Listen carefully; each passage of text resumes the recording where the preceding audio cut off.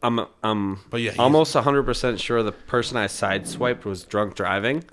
Because they fled the scene, and I was the one who hit them. Oh, shoot. Oh, my God. And I had minor scratches on my car, so I was just like, oh.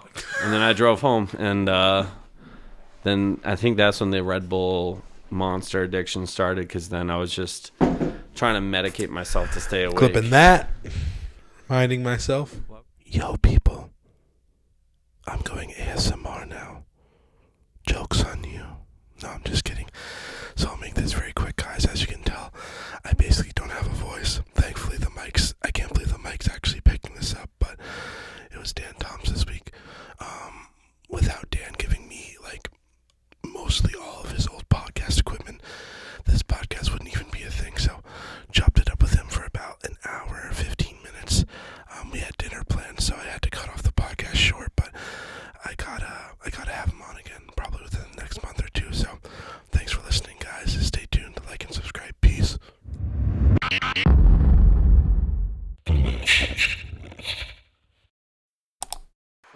What's up, guys? This is The Last House on the Left. This is where I chop it up with my friends, kill time, and speak what's on my mind. And tonight, guest number 26. How do I intro you, bro? He is the manager at Bimmer. He's a artist. Well, you're part of a worship band. Yeah, you are an artist, man. Sure. You are a podcaster, because who knows, you could have some in the future. Former podcaster. You're a man of God, and you're one of my best friends. It is Dan Toms in the house. What up? What's up, man? I'm so happy we were able to do this, bro. I like the backdrop. That's pretty sweet. Yeah, it's if you actually look up close on the TV, it's actually pretty dirty. I need to clean it off. Because sometimes when I move it from place to place, we also, guys, if you are not watching the video and you're just listening to audio, we are on the road. We are in Manskanistan. That's where we're coming to you live. Dude, so a lot of people I've mentioned in the past that have gotten me started to doing podcasting. Obviously, of course, this is setting everything aside regarding everyone has a podcast, and I think there's 8 million just in America. It's a stupid number. Abby and Jesse Jacoby were the ones who gave the idea to me. Greg was doing it with his exercise and fitness lifestyle. That was kind of his niche of podcasting. But you gave me all the equipment, man. So really, I have to give you credit for this podcast, man. It's I wanted to have you on a while ago, but it's just better now. We were talking about the just the mic arms and a couple of the other things. Dude, I didn't even put wind filters on the mics until episode 20, which was Bunker Boys. Oh, really? Yeah. What a change, though. It sounds way better. Yeah. Just even with that, and then this is obviously way more convenient than the little tiny stand I gave you. Yeah. I don't know why, but the tiny stands just kind of look weird. Oh, yeah. 100%. Because when you did Alibaba. Not really, but. When you did it with Tyler, right? Tyler, yeah. It was Tyler? Yeah. I know you have a couple Tyler friends, so I just wanted to make sure. Just 2, yep. What was the name of that podcast, by the way, so I can shout it out, give you a couple more views? It was the Dan and Tyler Show. You can find us on YouTube. Dude, you got thousands of views, didn't you? Yeah, no clue why. You just... Because we called it a business lifestyle podcast, but all we would do is just talk about random stuff. I feel, dude, you had a lot of good financial wisdom, because I remember you guys were talking about the Janot stays and saving money. That was the first time I ever saw your fiance, Cass. We'll get to her later. Shout out to you, Cass. That is right. Hopefully you're listening. Funny. And you will be on for Third Wheeling, Cass. It will happen. I will make it happen. I don't care. And we're doing the Hot Ones challenge. Yes. And she's doing it. Yeah, I don't 1,000%. Dude, you want to hear something about that? So first time I did it with Josh Hartley, and Amara, we me and Josh had the and then Josh threw up, because Really? when you walk into Light of the World, the studio that I normally do is you walk, you go down the steps immediately on the left, and then it's right there. Unfortunately, it's not the last room on the left, it's the second room on the right, but we're keeping the name still, guys. We're going strong. Anyways, when we did it, we both had a great aversion to. We just had one with Josh and Amara. It was just one hit of the last dab, which is like this certain special sauce, and I think it just gives you the second time I did it with Rob and Amelia, we filmed on a Sunday night. Tuesday night, bro, I got the so badly. Really? I think I just cleanses the system. Dude, I was going 6-7 times a day for like 2 days straight. Seriously? Dude, I woke up. Dude, I don't know. I might cut this out because it's literally. We're not cutting it. We're not cutting it? No. Okay, we're going to keep going. So Tuesday, I didn't start to feel anything till Tuesday or whatever, like bowel-wise. So, this is going to make a great clip. I wake up Monday morning, do the business, get to the FedEx terminal, do the business. Then I go fill up with gas before I start my route, do the business. Halfway through the route, do the business. Where? At which time? The fourth time was at like halfway through the route. I know, but like, where do you go? Oh, you go to I went to an station. actual bathroom. You don't knock on the door. Number 5. Here's your package. I gotta go. Yeah, number 5. I couldn't wait. There was a rock salt bucket in the truck. No, you didn't. Had to do it, bro. I had to do it. No. There was nowhere to go, bro. I was in like a decently nice but spread out neighborhood. And I'm just like, dude, if I go, I was going to go and do one in the woods. But then they had this, there was this sign that was like, smile, you're on camera. I'm like, I'm not going to be smiling. Well, I am going to be smiling because I'll feel great. But it's just one of those things, bro, when you freaking. You got to go. Damn, I am going to have to cut this. Why?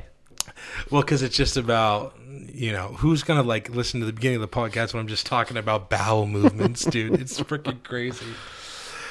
It's enticing. Yeah, well, hopefully, man. So anyways, next time I do it, I have a couple other couples lined up. You and Cass will be on there. But the last one I did with Robin and Amelia was so awesome, but I'm like, dude, my bowels hurt for the next couple days. I thought it was because of this like skincare medication I was taking. For like my head and stuff, because my head is effed up in more ways than one. But like it looks like a crater on the outside of my head. Anyways, dermatologist stuff. But only the last 20 minutes we did the last, or we did hot ones rather, and then through that the last dab. But it was just like, it's serious stuff, man. Like I can't do hot spicy food. Can you? Not to a certain extent, yeah, for sure. But that I'd probably completely fail at. But it sounds. I'm also very competitive, so that's something that I would I'd probably go right to the end and take 2 dabs or something. Oh yeah, I was kind of disappointed we didn't do it tonight, but I can see you need to recover. Dude, I do. I'm to be a dude. I need like 3 weeks. So that was this Tuesday that all happened, or so this was 2 Sundays ago. So not this last Sunday. We're recording this on Friday, the 7th, and then. Yeah, so it was the last Sunday in February. Okay, gotcha. But anyways, enough about me, bro. Dude, an ongoing joke. You're going to get so mad when I say this. Dude, when did we actually meet? I don't remember. The only time I remember is when one of your ex-girlfriends you were dating like several years back was the sister of one of our mutual friends, one of the guys we normally golf with. So I remember at the time, I walked down my friend's, we were going to go play NBA or whatever, and you're watching a movie with your current ex at the time. And I'm like, oh, hey, how you doing, man? I'm Ben. And then you're like, dude, I know this kid. I told you, I called you out. I was like, you know me. I know. Was that the first thing you said? Yeah. Because I think I came home and I told Dad, I'm like, Dad, so do you remember Dan Toms? And he's like, well, his brother graduated with Mariah around the same time, right? I'm like, yeah, really nice guy. I felt so bad, like I said this. And my dad's like, oh, I do that all the time. I'm like, I know, Dad. You call all my sisters, like you go through the list and be like, he'll be talking to Abby, he'll be like, Mariah, Bethany, Nike. It's like, oh, that's the same in my household too. My name is Josh, Jared, Daniel. So they just go through the exactly list. Dude, I remember one time my Uncle Paul called me Fred, which is one of my uncles. My uncle, I was trying to get my great name first off. Shout out Fred. Yeah, shout out to you, Uncle Fred. Unfortunately, I do have to call Uncle Fred out. He's probably not listening, but he didn't want to come on because of he was a pilot in the Air Force, so he had like a couple really great stories that I wanted to get into. But my friend Keegan, Keegan Bradley, No, Keegan D'Souza. Shout out to you, bro. He just got married, so we were in Atlanta for that wedding. That was his wedding. Freaking amazing, Keegan. I love you. Oh, yeah, I saw the pictures. It looked fun. Amazing. I would love to have a wedding like yours. It was so cool. He's probably the next pilot I'm going to have on because... oh, that's awesome. Yeah. Have you ever gone into... There's some like cool, not conspiracy theories, but like history about like missing flights. There's this missing flight called MH370. It was from like Malaysia to... Gosh, was it Bangkok? I don't know, but it like disappeared and no one ever found it. So I was watching some sort of sitcom, not a sitcom, but some sort of Netflix show on a missing flight. But as far as that goes, it's probably something I would actually enjoy. But to answer your question, sorry, you're Rabbit fine. Trails. You're fine. So what's your drink? Is that your beer or? No, it's water. Cheers. Cheers. We met. Like and subscribe. Yes, please like and subscribe. We met way back in the day. I don't even know what year it would be, bro. We met at some sort of church thing because I forget one. Do you think Sunday, it was one of the outdoor events? Sorry to interrupt. It might have been. And I thought that you had gone to a few of our youth groups. Like a long time with ago. Greg, you mean? With Greg. Yeah. Dude, what is that? It's not Cub Scouts. Royal Rangers.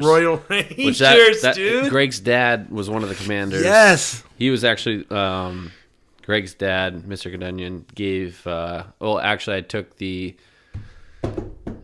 CPR course with him.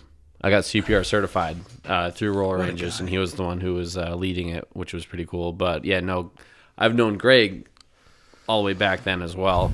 You probably knew him before me then, right? Yes, I would say so. He's moving to Boston soon. I'm like, dude, you're leaving New Hampshire. At least it's not that far, and then you could go visit him. Have a good night out in Boston. But yeah, and then I think at one point I was helping Mr. Winans run some basketball practices at the Greek church. Oh, right, yeah. Were you and Josh there at the same time?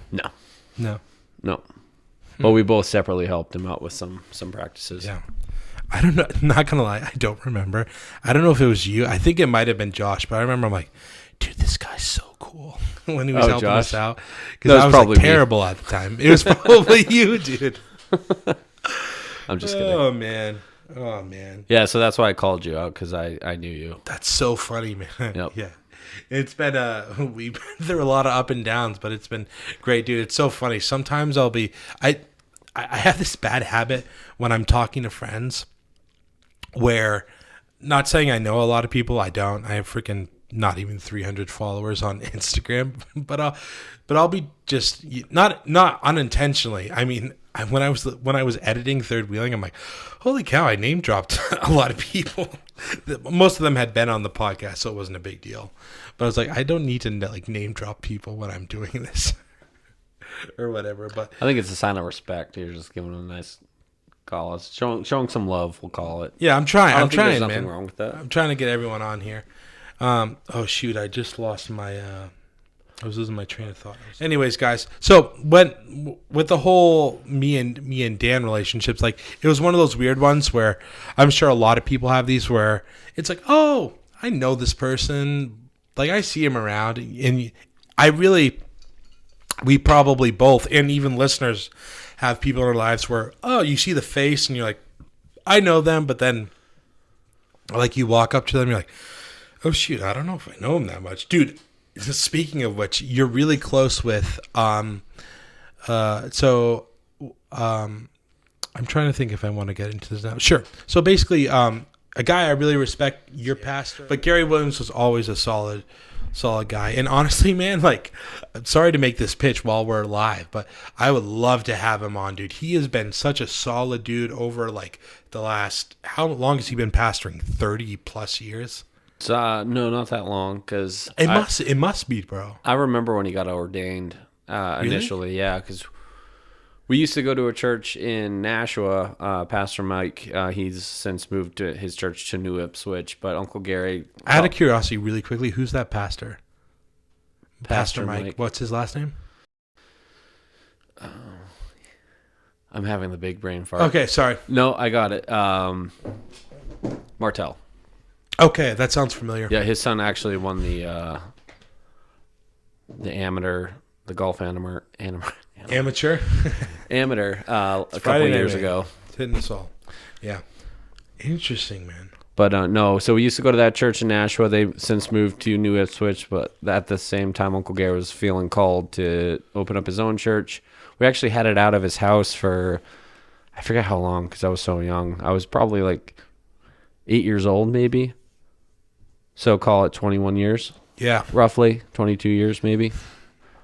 But we had church out of his house for, probably a few years, and then we had rented the mill buildings over. No, I think before that we were at the Knights of Columbus, and then we moved to the mill buildings. Right before you leave Milford, going into Wilton, they're now apartments. Okay, yeah, I do know where that is. And then we went to Gurney's, and now we're at we've merged churches with Amherst Christian Church, and now we're Souhegan Valley Christian Church. Dude, really quick side tangent too about the you said Souhegan Valley. We're now called Souhegan Valley Christian Church. Yeah, dude. So I was there, not the grand opening per se. I think it was the week after. I've always that building, it's nice. It's nice having like a sanctuary with like bigger ceiling, right? Mm-hmm. It's always shout out to the church I grew up in, Light of the World, but it's always, I'm actually trying to, what, screw it, I'll go there because this is the last house left. We keep it honest and real here, yeah. I'm trying to a little side tangent. I'm trying to this is going to sound weird as I bring it up, but rejuvenate or reactivate my faith where I'm like, dude, I kind of miss leading worship and being part of the worship team. And I've been kind of church homeless, honestly. I would love to know your thoughts about that, by the way, picking a church and doing all that, because you've been part of Burns Hill and now as it merged to like you said, Souhegan Valley. Souhegan Valley Christian Church. I've just been very. I've just been trying to figure out. I grew up in Light of the World. It was awesome. It was great. I'm so happy. They shaped and formed me in a way where I'm like, I'll never be the same. Anyways, man. So sorry about the whole Gary Williams tangent, but once again, man, dude, I totally respect. I would love to. Maybe you could put in a good word for me, because he just freaking is an amazing dude. Going on to my notes. So, dude, right now, well, like I said, we met. Do we even know what year it was? It was probably 2007, 2008. Yeah, and then when we became actual friends was 2019, because you're a couple years older than me, right? You're 20. Ooh, I'm almost 27, so you're 29. I'll be 30 in June. Oh my god, dude. Sure. Anyways, I got a lot of other questions because you're a super interesting guy. Also, you know what? I'm just gonna say it now, bro. Once again, thank you for coming on. Not only do you have so much, we have so much things that we have in common or whatever, but honestly, dude, I don't have an older brother. You are an older brother in the Lord for me. It helps me with a lot of things. And like I said, we've both seen the good, the bad of each other, but there's so many things that I've always respected about you, your walk with God, all this stuff. And like I said, we became friends at the time where you were dating a friend of ours, and then after then you're like, Ben, do you want to do you golf? And I'm like, yeah. This was the first year when I was shooting 120 around, and it kind of, I don't know if it came straight out of golf, but yeah, man, golf is one of our biggest bonding things. Dude, me, you, Greska, oh my god, it's a party. It's a freaking party, man. I mean, you got four guys together hitting balls for 4 hours, you're gonna get close. And you've been playing for 10 years now, right? Not really. Well, we won't. Yeah, we won't say that just because I'm what they call a weekend warrior. So If you add those up, it's probably like 4 years of golf. Oh my gosh, bro. That is I don't so like funny. to tell people I've been playing golf for 10 years because then they look at my score and they're like, "You've been playing for 10 years and you're this bad." Oh man, dude, fall back to some of the podcasts I've done with Shane because he's definitely called you out. He's like, "Yeah, Dan's been playing golf for this long. His score should be better." I'm like, "All right, bro. Not all of us can swing at 110% and it goes like decently straight." That was my issue for the past 7 years, is just swinging out of my shoes. I'm just trying to crank it down, which ends up in the woods. So, yeah. Anyways, so going back to once again, bro, I don't mince any words when I say like you're someone I super like look up to, like really respect how you live your life and all this stuff. So is that because I'm taller than you? No, dude. If your hair was not like jazzed up like this, you're like 6 foot. You're like 6 foot and a half. I'm 6 foot in sneakers. I'm 6'1", 6'2" in sneakers. Take a measuring tape right out right now. Dude, yeah, well, yeah. That's one thing that's fun about golf because me and you... Oh, let's go back to what you were saying. You were saying something about looking up to me. Yeah, sorry. I'm kidding. I look up to you. I look at your drink tolerance. I look at your spiritual enlightenment, all that good stuff. So, no, man, I'm just saying that for, like I said, when I have people on, I would love to get to the point where I'm like, I don't have to have someone on and have like notes and whatever, but I had a couple notes for you specifically because there's a lot of stuff that I wanted to get into. Once again, kind of like reacting I'm trying to think of the word. Referring back to like when you were doing a podcast, I listened to this like, when was the last? That must have been like what, 2 or 3 years ago. In that exact chair. Yeah, and that's another thing. We're doing this in your old apartment, actually. It's not even... I was supposed to live here, but then, like, situations changed, and it was what it was. But one thing I really respect about you, man, is that you have a great work ethic. You have, like, I feel like you're, in my personal opinion, you're really good at, like, setting goals, saying, like, all right, I'd like to be here at this time, at this point in the timeline, like in the future. How am I going to get there?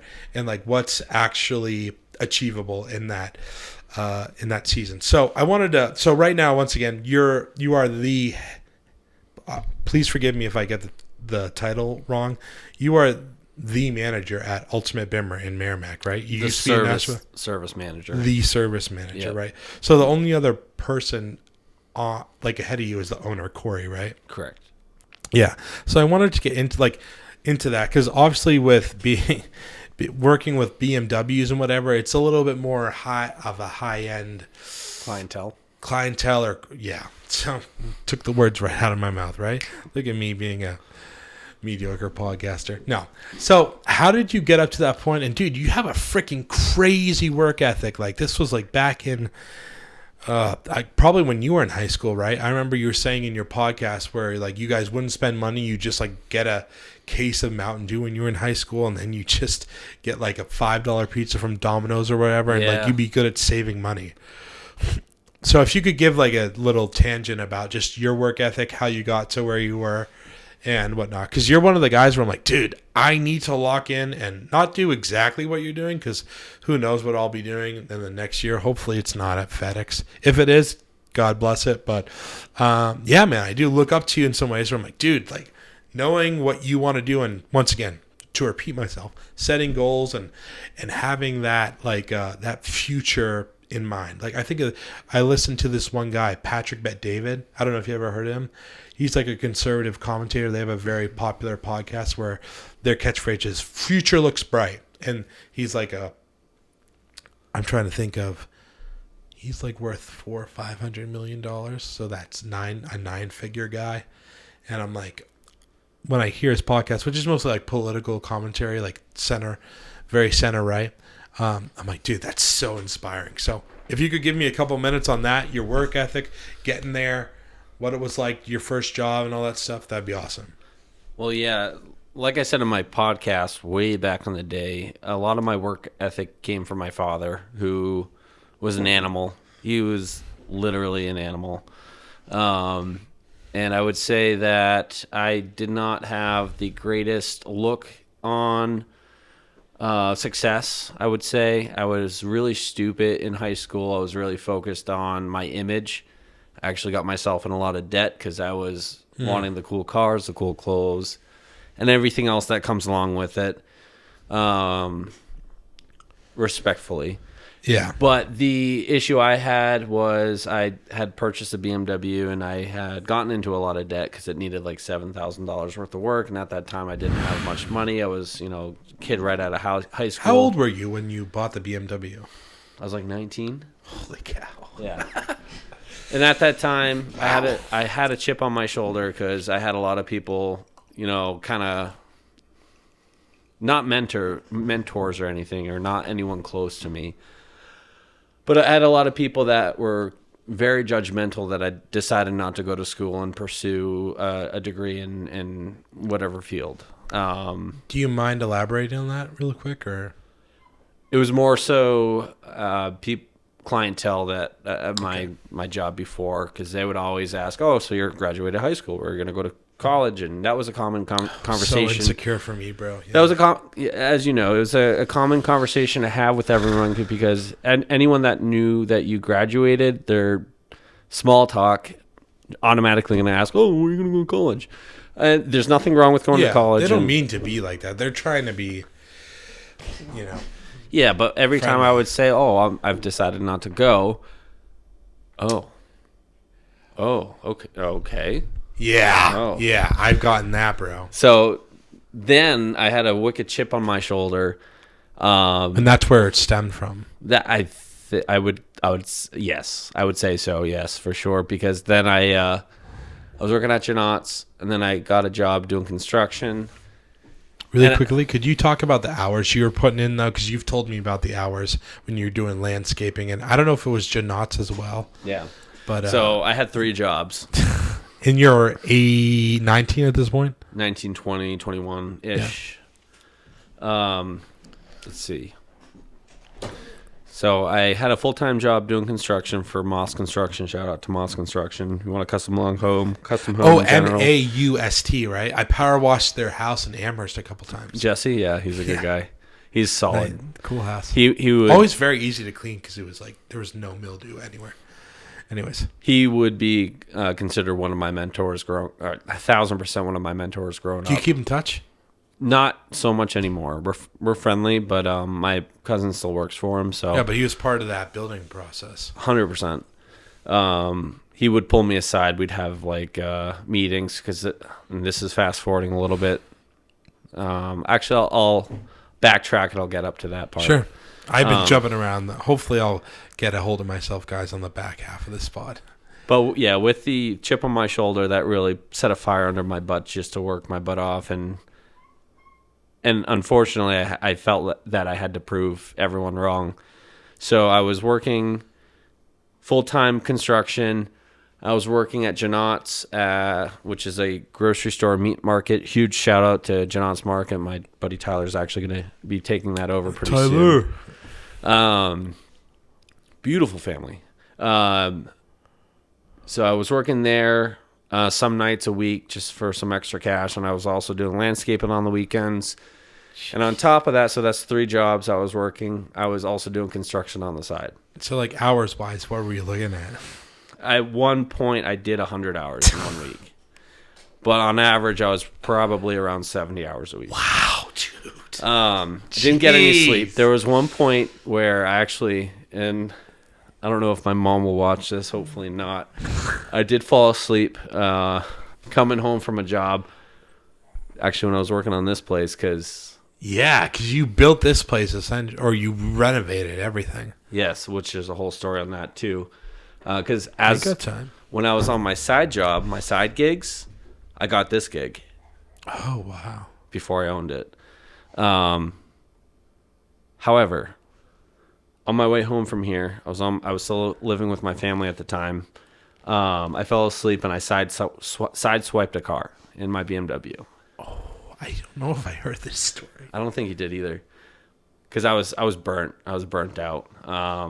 Dude, I did a 70-hour week, the longest I've ever done. Before that, it was like a 56-hour week with Blue Sky. I don't know how you did it, bro. I don't know either. But yeah, almost 100% sure the person I sideswiped was drunk driving. Because they fled the scene, and I was the one who hit them. Oh, shoot. Oh, my God. And I had minor scratches on my car, so I was just like, oh. And then I drove home, and then I think that's when the Red Bull Monster addiction started, because then I was just trying to medicate myself to stay awake. Clipping that. Reminding myself. Why are we clipping that? Oh, the Red Bull addiction. I thought that was funny. Oh, we're clipping it. Oh, I thought you meant, like, cutting it. Oh, no. We're keeping it. We're promoting it, dude. Come on, man. Yeah, so that's pretty much it. And then... So it was natural working 60-hour weeks all the time? Yep. And do you like not sleep, dude? That's another thing which drives me crazy, dude. The other time, like we hung out here, we went out to, what did we do? We went out to eat, like got a couple drinks or whatever. Come back here, like we're screwing around. It's like a freaking snowstorm, nor'easter in the morning. You get up at like, was it 3:30 or 4:30? I don't remember. It was 4:30. I'm like, dude, we were up till midnight or 1. I had to go work on the house, I think. And you were plowing that day. Was that? Oh, okay, yeah. It just showed. I'm just saying, man, like, I feel like when it comes to work ethic, it's like, is it, like, you ever heard the phrase, like, some things are caught, not taught? Yeah. Is that the way that, like, you think work ethic is? Because I'm like, oh, I need the money to go on this golf trip that we're going to do in May. Pray to God we do. I'm like, should I just... What do you mean? We're going. We are going? Yep. All right, go. Rob's going too. All right, good. Rob, you heard it here first, man. But when it comes to... I don't think I'm lazy. I think I don't mind working because I'm like, oh, I just have to do it, so I'll do it. But I can do like 50-hour weeks, 52, 53, 60, 70, 100. I don't even know what you start working at 6 a.m. and then you work, what's that? I don't even know the math. You do like 12, 13-hour days, 6 or 7 days a week. Yeah, with construction, I was starting at like 6:30 and then working until I couldn't anymore. Jeez. A lot of the nights I was working till, well, some of the nights I'll say, midnight all the way up to 2, 3 a.m. God. Dude, how do you... What about sleep, though? Because us Sontags, the Sontag guys, meaning me and Pops, if we don't sleep, it's freaking... We're like, oh... It's just like we're dragged the next day. We're irritable. We're lonely. We're upset. Like, all that stuff. I was too busy to have any feelings. Any emotions. All right, man. That's a great answer, honestly. Another good answer to that question is I also do not remember because it was such a flash. It feels like it was yesterday. Yeah. But life is going so fast now. It honestly feels like... It's hard to book you, man. It's hard to book you these days. I respect it. Yeah. So, once the house is done, I'll be more free. Yeah, great. So that's the next thing, dude. So you're engaged right now to your fiance, Cass. She's awesome. I love her. She's a golf girl, which I'm like, dude, how can you... I don't see any girls playing golf. That's how we hit it off, was golfing together. Is that true? Our second date was at Dairyfield right down the street. Wow. She smoked me. Really? Yeah. Our fourth date was the date that we kind of was like, okay, this is going to be something. Yeah. And she's an athlete, bro. She was a baller, dude. So she comes from a relatively wealthy family. And I felt I had to impress her, let's say. So she was like, oh, I want to hang out with you again. And I was trying to figure out some elaborate plan to like super impress her. So I was like, let's go golf at the Omni Resort at Mount Washington. Oh, so that was the bigger date. That was the fourth date that we had. I didn't realize that. Okay. Really... I still haven't played there. I got to play there this year. Oh, yeah. No. So, I only knew about it because, shout out to Tyler Roser. We had his bachelor party there. And nice, dude. That's sick. That golf course, it's in pretty good shape, but you have 360 views of the mountain.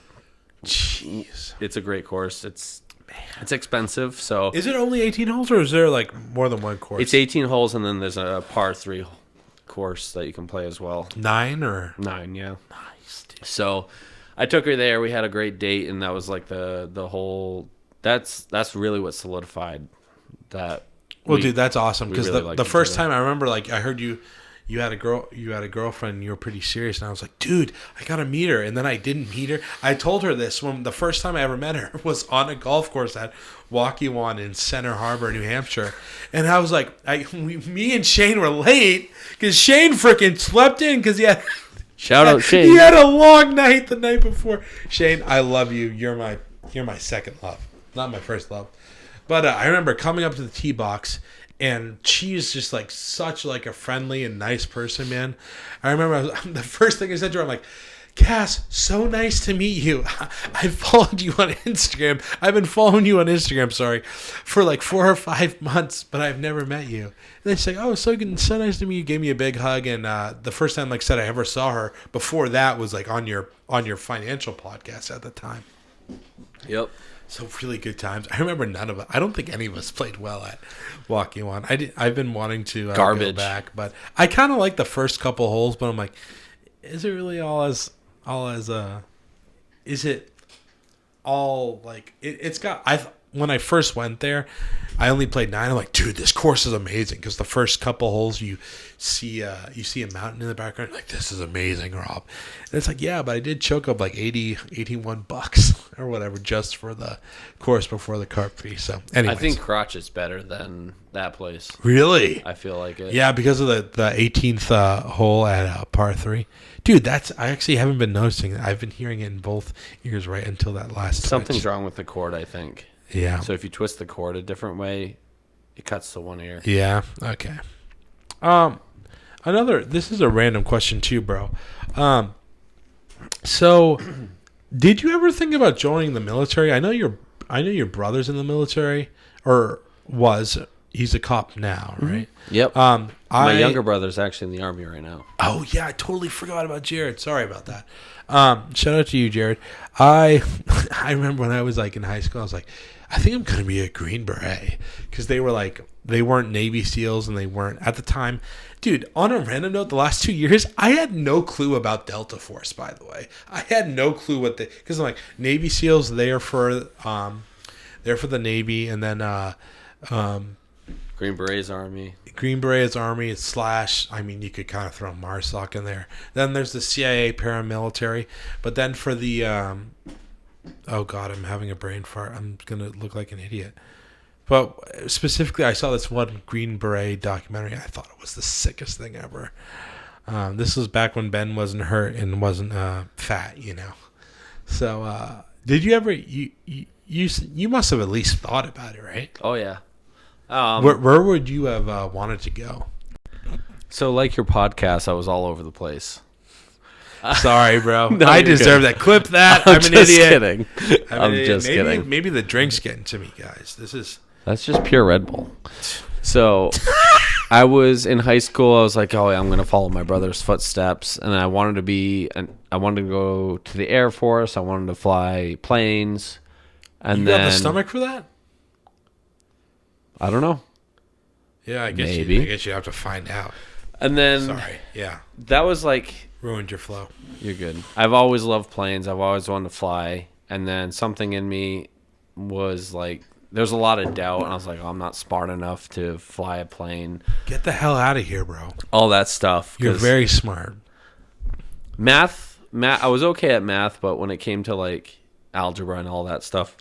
Oh, because you got to do a ton of calculations and stuff with that, right? Yeah. Damn. And one of my friends at the time was getting his pilot's license, and I was looking, and he was in high school. I was looking at his homework, and I was just like, nope, not for me. Dude, once again, shout out to my friend Keegan. I don't even know the amount of hours. Maybe I should look it up to become a commercial airline pilot. It's stupid. I have to look that up now that I think about it. What do you think the amount of hours is to be a commercial airline pilot? 100,000. I was going to say the same thing. And is that flying like single motor engine, like planes or actual jets? So ignore my terrible typing or whatever, but the AI overview says to become a commercial airline pilot in the U.S., you'll need to complete 1,500 hours of flight training. Holy cow! Oh, I said 100,000. That's way less than I thought. You said 100,000? I thought you said 1,000. Jeez. No, I said 100,000. I don't know what I'm drinking, guys. Excuse me. I thought I was sober, but jeez. Holy cow, dude. I don't know why I said 100,000. That's let's crazy. You know, I'll edit it. I meant to say 4,000. 4,000. Holy cow, dude. Jeez. That is insane, man. See, that's why I was not a pilot, because I cannot do math. I don't have the basic concept of numbers. But you never thought about, like, well, here we could segue into another topic, man. Joke. Like, huh? I'm just kidding. Dude, I've been meaning to bring this up. Regardless of everything in the past, dude, I think I need to get a gun, bro. And so I remember, I felt like such a freaking idiot. I was like, Dan, what do I need to do to get a gun? You're like, dude, it's New Hampshire, bro. Like, you can just go get a gun. It's like, it's so, how many states are like that now? Very few, right? Yeah. Around here, I feel like it's just New Hampshire. Jeez. As far as New England goes, I think it's New Hampshire and Maine. Damn, bro. That is nuts. I remember, dude, probably winter last year, we went skeet shooting, and I've gone skeet shooting like 4 or 5, 6 times, because Light of the World used to do a lot. So me and Shane went with you and Adam. Shout out to him, and a couple, Jared and a couple other people are there too. And I was like, holy, Shane's like, yeah, dude, like, you know, shooting is legitimate, but he was letting on like it's not as hard as it looks. And I was like, dude, aren't shotguns hard to aim? Because shotguns aren't really, you know, I'm going to sound like an idiot, but it's not really about accuracy with a shotgun, because when it sprays out that shell, it's like, correct, yeah. Right? You don't need to really aim. I do it by kind of feeling. But even when you got to lead it a little bit. The skeet arm, right, or whatever, or what is the word? I'm sounding like an idiot. The arm that throws the clay pigeon. Yeah, like the slingshot or whatever. The slingshot, whatever. I don't know what it's called. You still have to lead, like when it's flying in the air, the clay pigeon. You have to lead it still, even with the shotgun, right? Right. Yeah. Yeah. Holy cow! Dude. Also math. What do you mind mentioning what guns you have, and when did you get into guns? Kind of always been into guns, because my grandpa Earl was in World War II. Wow. And my great grandpa was in worked on planes. That's cool. Yeah. So my grandpa Earl was an MP, and he came home with guns. So we have guns up in our attic that are like from World War II. You're shitting me. No, all bolt action. No freaking way. Yeah, they're sick. Holy cow, dude. So that's for part 2. When we were younger, we'd Shane Greska's here. Shane. What's up, baby? What up, dog? I grabbed your glass right there. We are filming in Shane Greska's house. He's been so kind, so loving. I'm probably gonna buy him dinner because. What a great guy. Shane Greska, what a great guy. What a great house. The best house you could ever live in. Anyway, so. Signing those orders, huh? I know. Oh, shoot. We got to talk about the 2. But really quickly about guns. What is the first gun that I should own? The first gun you should own? You should probably own like a BB gun or something. You. I own a BB gun. All right. I'm going to have to edit that out. Sorry, Lord. Step 1. What did you say? Actually, I didn't mean to cross myself. No disrespect. I was saying, what's the best? Because when you buy your first gun, like, should it just be a pistol? Because Mariah owns pistol, or my first gun was actually a shotgun. 12 or 22? 12. God bless you, bro. Holy cow, dude! When I've only shot a 12 twice. Once was in frickin' when I was. I should tell a story. I almost killed Chris Bourgeois. Have I ever told you this story? What? Chris, shout out to you, man. I one time when we were younger, we were like shooting guns and like me and like all the it would be like a manly, when they have those like men's breakfasts and like men's outings and whatever. So that one time where we would go, and my uncle had when he was living in Mount Vernon at the time, had these like wide open fields. And so Chris was the one that was like loading the slingshot. And so when you're always when you're doing shooting, you always keep your barrel at the ground or whatever. I have two good stories that happened like almost back to back. And so at one point they were like, someone said my name, so I turned around. As I turned around, right, Chris Bourgeois was like pulling the thing, and my gun was pointed right at him. And so this brings me back to a great point. The gun you should own is a BB gun. Yeah, not a metal one. I don't think my finger was on the trigger. I would never do that, Chris. I would never forgive myself if I ended up doing that. Your finger was on the trigger. No, it wasn't. 1,000%. No way. The finger would only be on the. Never mind. I was gonna make a dark joke. Anyways, so that same day, my dad's holy cow. Half and half, huh? My dad's also guys, please comment below. Should Shane be my producer? Because he's the only one that is keeping me afloat. Really, I don't know what else. Also, how frequently should Shane be on this podcast? Because it seems like every at 4 least or 5 7 more times. At least 7 more. Well, hey guys, when May comes around, we'll have Shane and Tom's and maybe another red-haired friend of ours. Oh, we are. Anyways, this podcast is falling apart. No, I'm just kidding. So when so my dad at the end of this, so what, I almost shot Chris. I got chastised. I almost cried because I didn't know what I was doing. I was like 13 at the time. I was only using a 22 because God knows I couldn't handle a 20. Wait, a 12 you were using gauge. A 22 for clays? Yeah. No way. You mean a 20? Oh, maybe it was a 20. So a 22 is like the little tiny bullet. Oh yeah, sorry. A 20 is like a small shotgun shell. I had the 20 number in my mind. That would be impressive if you were shooting a 22. I doubt not.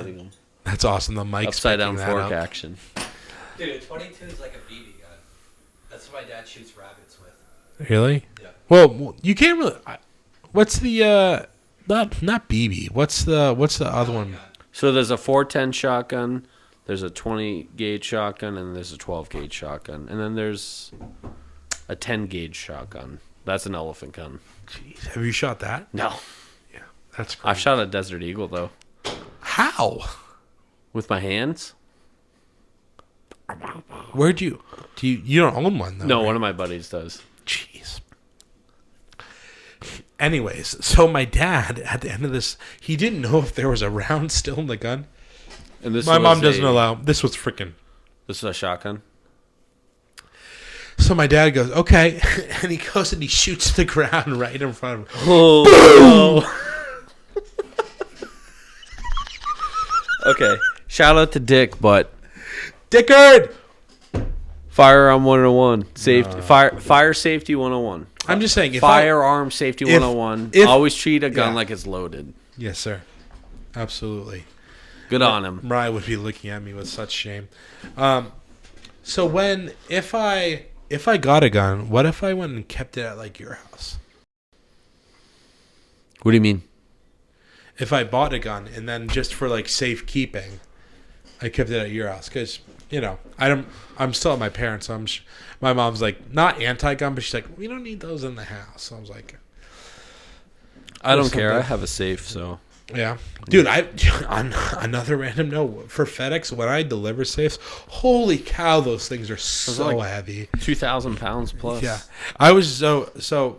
Really quick story as well. I came in earlier today. Shane had a desk that he's like using, and we were like pulling it up the stairs, and it was rough. And then Shane's like, "You do this all the time?" I'm like, "Yes." And I looked at that. I think that package was like 97 pounds or whatever, so not that bad, but. Still, I'm like, holy cow, dude. Well, those stairs are pretty awful. I'm not gonna lie. Yeah, they sure. I mean, you moved stuff up here for them. I didn't actually. I was thankfully I missed. Thankfully, you missed it. I think I'm trying to think. Who was it? Dan and Shane and it was and literally Joe. just those two. Yeah, and Joe. Yeah. Yeah. Shout out Joe. It's crazy, man. We briefly touched on this earlier too. When you've been playing on the worship team for how long? I started playing worship when I want to be John Cooper and Skillet, so I started on bass. We're both bass players. I know bass is not your first instrument. I started on the bongos and the congos. When I was yeah, brother. 14 years old. Yeah. It was so sick. I didn't really know. What is I'm going to have my friend Aaron Gibson on soon, who's a drummer, but I'm like, how accurate do you tune the each tom to like a certain hertz? As far as a drum set or as far as like an acoustic congos? Drum set? I guess both. I don't know if I've done it right, but the way I do it, yes. You twist to your liking as you're hitting it, and then you just work your way around the whole drum until it just matches. to your own liking? That's how I've done it. I don't know if that's right or wrong. Okay. Yeah, because you have the drum set that me and you have, but you don't have an acoustic right now. I do have an acoustic, but I need just to not your house? rehead it. It is is at my house. It's in the garage, but I need to buy new heads and refinish the whole thing. Jeez. That's going to be a project, but sidetrack. Including the snare? Yeah. Especially the snare. There's holes through it. Yeah. But when we move into our house, I am throwing carpets down in the basement. I'm setting the drum sets up. Yes. I feel like... Rejuvenate your podcast. No. I want a recording studio. Yes! I love it, man. Gotta throw down some country licks. A CCM album. Some new Kill Switch Engaged. Dude, that surprised me. Did you listen to it? I didn't. You have to listen to it. The only reason why I didn't listen to it... You need to listen to it. You need to listen to it. You need to listen to more Holding Absence, Dan. I have You been. came to the concert. You didn't know what songs they were playing. That is true. I'm calling it. Okay. However. Thank you for admitting it. I'll give you knuckles for that. No, so I did listen to him going up to the concert, but I didn't memorize any of the words. You were so freaking busy. One thing on... Shout out to you, Ashley Green. I freaking love you, bro. I wish you were still in the band. I'm seeing them actually next Friday. They have a different drummer, but I'm glad to... They're not headlining, but they're still playing 8 songs. The set list is solid, but... Who's headlining? This band called The Plot and You. You've probably heard of them. Yeah, my buddy loves them. Yeah, the guy they have, his name's Landon Tours. Is that at the Palladium too? Yeah, but it's actually... in the bigger section? I think it's at the bigger one, because The Plot... so a band that you don't like, but you should get into. Shane, give me a shout out if you like Bring Me the Horizon. Crickets. Crickets. He's in the shower right now. So. Nope, crickets. But this band, Bring Me the Horizon, huge, like freaking. I can't believe they blew up so big. They're literally the top of metalcore. Them, Architects, and probably Slaughter to Prevail. But The Plot and You is like opening for Bring Me the Horizon when they go like a 10. I think it's about that number. 10 show tour in like the fall. But it's not even near New England. So the nearest date is like North Carolina. I'm like, oh. Like, dude, I'm absolutely going to drop $350 on pit tickets. I don't care. And, it's so tough, man, because I love Bring Me the Horizon. I love their sound. Holding Absence is the way to go. Obviously, Holding Absence, I like more of their lyrics than their personal guy. You did me a solid. I'll drop a picture now, but I met the singer Lucas, who helped me when I was at the darkest spot. Like, I'm sure a lot of people have different artists where they, you're at your low points at midnight on a Wednesday, Thursday, whenever, Sunday night, and you're bumping them. And I was able to meet this guy, which is so cool. But hopefully when I saw them, I've seen them twice. The last time I saw them, I dragged Dan along, and I got a photo in like 30 seconds with the lead singer, which is so awesome. Anyways, that aside, he's much taller than he looks. Yeah, he's a good dude, bro. Really strange. But Ashley was huge. He was like 6'7". Yeah, and I actually pulled him. I felt so bad at the time, Ash, because they were trying to pack up. Yeah, I felt so. That was the last show of the tour. Really, respectful thing. Like once again, with holding absence, like you're in the U.S., you're at the end of the tour because that was the last like show of their of the tour. So they're exhausted, man. They're tired. They right now currently they were in they start out on the West Coast and they move their way to the East, and so. They were in like Nebraska and a couple other places, and it was so cold. Their like bus was freezing. A couple weeks ago it was absolutely they freezing broke down. Here. Yeah, I saw that. Wow, what a guy! I follow him on Instagram. Yeah, and at the time they made a video of like "Don't give up" or something. Yeah. At the time when I saw them last year, their drummer Ashley, super nice guy. Like what's crazy? He has a Patreon account on Instagram. It follows this podcast on a random note. And so at the time, I could be totally overlooking things, but I totally get it. I think he was like packing up, doing stuff, and I remember I was like, after I talked, I think this was after I talked to Lucas, because their drummer's just like so freaking inspiring. He was like, and I'm a bass player, dude. And he carried the band. Oh, he's like a front man. Yeah. I'll get to his playing in a second, but long story short, I go up to, and he's like behind stage, and it's like a small venue, but I go, "Hey, Ash," and like he's like working on something, and like, dude, he takes the time. I could tell he was tired and stuff, and he played his ass off. And then he goes, "Hey, what's up, man?" And I just like told him, like, "Dude, your music's so," I'm like, "Dude," I led with this. I'm like, "Dude, you've heard this 1,000 times before, dude. Boston loves you, so inspiring. I because of you, like, I want to play the drums more." And I just hope, like, you and you guys as a band, I hope everything's good. I hope you keep it moving. And if you ever come back here, when you can, we always got love for you. And I know it's the end of the tour and you're tired, but thank you so much. Gave me a hug or whatever, which is so cool because I could tell he like almost didn't want to talk. But I get it, dude. It's the end of the tour or whatever, and it's like a stupid fat American kid with a lame beard, and he just like super nice and whatever. So shout out to them. So I'm seeing them next week. They don't have Ash isn't part of the band anymore, but I'm like. Going back to his playing, man, I just think the way he plays the drums are just super unique on a couple songs. I could go on and on about them. Nobody wants to hear that. But they have a couple songs when it comes to Celebration Song and even a couple of these ones like Coffin or In Circles where you just play in these super... he's basically a metalcore drummer, but Holding Absence is not a metalcore band. If they started touring like 10 or 15 years ago, they'd be right along with Breaking and Skillet and Three Doors Down and Shinedown and whoever. But they really flirt with that line where it's just a lot of big chords like distorted and whatever, but no breakdowns or screams really. But their singer Lucas can just sing his ass off, man. Helped me in a dark time. So, couple more things too before we go. What are like? Give me. Let's go. I would like to go to top 5 artists. We'll save that for the end. But what's the band that's like, oh, dude, I've been through the shitter this week or this month or this year. Who are you putting on first? Depends on the season for sure. Because growing up, it was Breaking Benjamin. What a guy!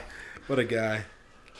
Breaking Benjamin obviously now is like I said this in my metalcore podcast with my friend Nate Silva. I'm like, they are butt rock, whatever. But I was like, dude, if I was born in '88 instead of '98, and I'm freaking like 16 and they're playing Phobia, oh my god! Oh yeah, so good, still good. Yeah, still good. Yeah. Yeah. Again, it depends on the season. I kind of moved through all the genres. When I was cool and hip, I did listen to a lot of rap, a lot of Lil Wayne, a lot of Eminem. Nice. Who would be your top rapper then? Eminem? Ooh, that'd be a whole nother podcast probably. Okay, well, we'll save that for part 2. Kid Cudi. No, I'm just kidding. Coming out 2026. Just kidding. That soon? No. Screw you. Screw you, man. Yeah, like I said, it depends on the season. It depends on, I guess, my vibe at the age I am. Now that I'm, pushing 40, I've broken down to like country, a lot of country. But when you're once again just unless so you're saying when you're at your worst, like bad, at my worst, yeah, bad. Who you bumping? Because it's not always your favorite artist that you're bumping. Sure. Depends on the mood. Yeah. So That's fair. I don't know. Could be Rihanna. Really? Wow. No, I'm just kidding. Yeah, I don't know. This is a band that they're this is like a side project of a band that like used to tour with that Holding Absence called Dayseeker, but it's just the lead singer, and he does like the genre's called Psycho metal.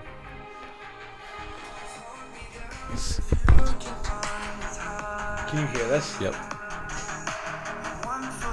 Synthwave, that's what it's called. So it's that 80s feel, and it's just these big like Sounds like Stranger Things.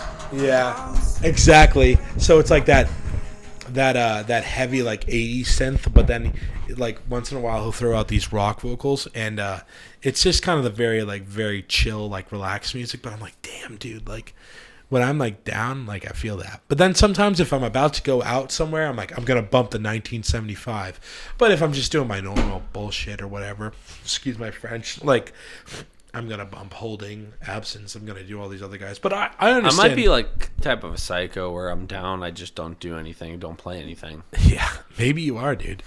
Well, also really quick too, I have a couple other quick questions just regarding music, and then we'll wrap up and we'll go get dinner. When it comes to say like metalcore or rock or any of these other genres, like what's an actual genre where music, like there's nothing that hasn't been done in music? Because when it comes to metal, or excuse me, all the side genres like hardcore, death metal, deathcore, like what hasn't been done? So I think 21 Pilots actually made a new genre. That's a good point, actually. So what would that genre be called? Schizophrenia, I don't know. No, it's something Which along album? those lines, though. I don't know. Because that's like, who's the main guy? Tyler and who's the drummer? drummer. Josh. Yeah. Yeah. Tyler Dunn. Tyler Dunn. Yeah, because he sings and plays bass, and they played the backing tracks. But that's another thing. Like Sleep Token, they actually just dropped a new a teaser for a new album, which is going to be freaking amazing. But Sleep Token, they have a lot of notoriety, and their concerts are amazing. But I'm like, I was kind of like anti backing tracks. Like even when I was looking to listen to Breaking Benjamin, like for live, 2010 and 2015, I'm like, you're not playing, dude. Right. You're not playing anything. So like, why are you doing this? Piss me off. You You go to did a too. live concert to watch live music. Yeah, especially if you listen to like say anything off. Like Holden those- Absence had, yeah, and no one's doing anything. Holding Absence. Yeah, it's tough, Holden man. Absence had some background stuff. Yeah, too. and there's Holding Absence is super ethereal, and some of Sleep Token's music is absolutely ethereal too. It has to be. I mean, there's no way you're doing a lot of that stuff live. And it does So sound a lot cool, of that but stuff I'm like, is like 100 like tracks. yeah, I don't know. because you got like 5 layers on just like the synth in the background. Oh yeah. And I wish we had more time to talk about Encounter, but I don't want to run long. Like even when we were doing our Encounter worship nights, I would love to have a synth in the background just to give that little reverb vibe. Obviously, I never leaned heavy on it when I would lead worship or whatever, but it was so nice, man. Like transitioning between songs and like You had the background. Yeah. With Light of the World, they would sing like "God You Reign," Stop it. Maybe a little piano in the background. I hate it. Yeah. And yeah. People also the last or two episodes ago, I had Nicole and this girl Cameron Connolly, and they both want to bring Encounter back. I'm like, dude, I would love it. I'm not at the point where I can go and play on the team, but I would love to do it. And they're like, well, we could do it at Gate City or wherever. I'm like, dude, I have a friend that we could probably do it at his church, which has a great sound system too. Would you ever be down? I know you're so freaking busy, though. No, I'm 100% down when I have time. Because sure. that stuff really ministered But to you. at the same, yeah, it did for sure. And half the, I come up with all the excuses, but I need to make the time. Make the time. Yeah, absolutely. But no, I would definitely love to do something like that. And you were saying that, so you're going to be co-leading alongside the Birds. The Birches. And you want to, And you never finished it, so this is another backtrack. Sorry, This podcast. It's totally fine. Another backtrack on the podcast, but you were saying that you really wanted to build something up. Oh, so yeah, this is. And then that was kind of leading into a conversation on Encounter. Oh, right. Sorry. Thank you. This is the better podcaster, guys. I don't know what else to say. Yeah, man. I'm just like this sounds just to be vulnerable, man. It's like I'm trying to just get myself back into church and enjoying it, and I thought stupidly where I'm like, hey guys, like to the people that were leading, I'm like, I can go and like take a week off from you because they like when I left Light of the World, I just wanted to refresh. So I was at Light of the World since the womb. At the very, very end of my time there, I took a break because I'm like, hey, I'm not feeling very refreshed. Like I'm kind of going through the motions. I would have a great 2 or 3 hours at church, go back home and feel very low. I'm like, this ain't right. Shouldn't be doing that. So I took a break, and then at that 3 or 4 months, that's when they had some like problems at the time. Light of the World's doing great now and whatever, but I honestly, yeah, I don't know how else to say it. Like I'm trying to get back into the worship team because I was like, hey, I'll do you guys a solid and I can cover for you while you guys, if you guys want to take a week off. They're like, well, Ben, you don't go here anymore. You can't just lead. Which I didn't. They didn't say that, but my parents were like, that's probably why, Ben. I'm like, oh, what a interesting thought. I guess that makes sense to be respectful and whatever, but I'm trying to get, dude, like that was like a huge, that really ministered to me. Like I didn't even love the way that Christian contemporary sounded, but I loved the lyrics and it really affected my life. And once again, I heard the songs.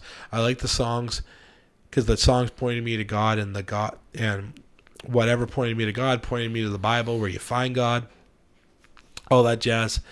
But I'm trying to like rejuvenate. I'm like, hey, if I keep doing this, I'll get my faith back and my swag back, because it's been like taken from me. Not because it just like the church went through a hard phase, which every church does. Like when you've been around for 40 years, like Light of the World or fill in the blank, whatever church is. I was just like super. I've lost something in my faith where that like joy and that happiness and that like vigor of faith that like kind of gets deposited in you. Like it was kind of was and is stripped away from me. So I'm trying to like, if I put myself in this atmosphere and humble myself, like I'll keep it, I'll try to revive it. So that's where I basically want to get back to where I was. But sometimes with faith, it's not about getting back to this spot. It's like, no, dude, the way that I'm living my life is, hopefully it's in an upward progression. But yeah, do you get what I'm saying, or am I just spitballing? 100%, yeah. No, for sure. I mean, I've said this many times tonight, but there are seasons, different seasons, different trials, tribulations. So there's definitely been times where I'm like honestly questioning myself, why do I even go to church? I think everyone at some point has that. So yeah, and it was just tough for me too, man, because when people who are listening are gonna laugh at me, but I'd be like really into God and all this stuff, and then or into what God was working. Like Light of the World and the mentor I have now, and Dad, and a couple other people, the pastors at the time, they showed me what a life was like with the Holy Spirit. Like there's like Christians, and there are Christians that are submitted to the Holy Spirit. I was trying to do that, and like I said, I think the difference is like being baptized in the Holy Spirit and not. Exactly, man. Took the words right out of my mouth. And it was just tough for me too, dude, because like everyone struggles with whatever, but it's like, dude, I would have like a good worship set, and then every couple of weeks, dude, Sunday night comes around, I see like a hot Instagram girl, and then it would just be like just an endless cycle of like, you're a hypocrite, you piece of trash, like all this stuff. And I would be really connecting with God, but I would have skeletons in the closet. So I was like, dude, people don't deserve like to be fake. And that's when I'm like, all right, I gotta take a break with God. And I don't want to be a hypocrite. So I took a sabbatical from leading, and then I went and did I stayed at Light of the World for another 3 or 4 months, and then I was just like, hey, I would like to move on and see what God has next for me. And then I've been in spiritual limbo the last couple years. I don't love it. I want to get back to, if God wants me to bring me back to Light of the World, so be it. I'm not really feeling that, but I was talking with Chris Bourgeois the last like 10 minutes of our podcast I did with him, where he's like, Ben, make sure you're in spiritual community. And I finally got back to doing Bible study with this dude I met through FedEx. This guy Sean and his wife Megan. I would love to have them on. Shout out to you guys. Another Hot Ones challenge right there. I know. Well, once you and Cass come on, and Shane and his future girl. I can't wait till that happens. She's great though. Yeah, I'm praying, man. I'm praying, and Shane's praying for me to get a girl because God knows I'm lonely. Anyways, but all that to say aside, man, is I just wanted to be authentic. And it's just a little push and pull. And maybe was my head too much in the clouds with the Holy Spirit? I guess so. But like you know yourself, man. Like we had some legit times with God there, and at times people got busy. Like one of our singers got pregnant. Like you were busy, all that stuff. And so hey, we'll probably wrap up here. Like I said, we'll probably catch up next time when we're in May in the golf trip. In Maine? Oh, in May. In May, yeah. Is there anything else any closing thoughts, man? I wanted to eventually talk about some of the Trump-Zelensky like exchange that happened at the Oval Office. And then I've never covered January 6th, so I would love to cover some of that stuff regarding the FBI, informants, all the stuff. So maybe we could save that for next time. Yeah, I think we need to have Shane on that because I know he has a lot of info and a lot of insight. Yeah, some people say he's also a Russian asset. Shane? Yeah. 100%. Have you seen his hair? Oh, he looks like that guy Sinarev, right? My hair is sexy. I'm hanging this up, dude. Guys, thanks for listening. This has been Dan Toms. It's been real. We've been coming to you from Manchganistan. Shout out to Skreska 7 and DHS for letting us use their place for now. And we'll catch you next time. Thanks for chopping it up, buddy. Good talking to you, man. Peace. Peace.